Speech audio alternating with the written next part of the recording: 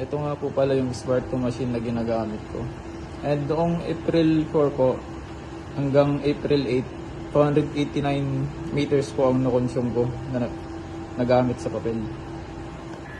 And ito nga po pala yung topping ng Smart 2 machine.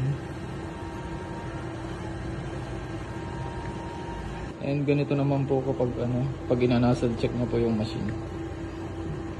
Clean nyo lang po. Ngayon pag nanasal check po yan. Tapos papakita ko po mamaya yung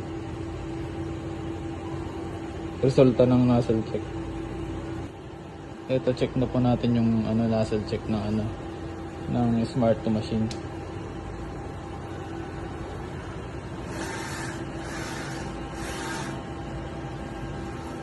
Yun, okay po. Buo naman po.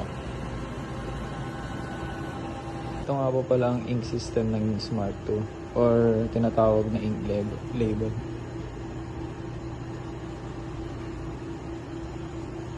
Ito nga po pala yung waste tank ng Smart 2. At ito naman po yung ABR ng Smart 2. Ito nga po pala yung output ko nung April 4 to April 8. 289 meters po.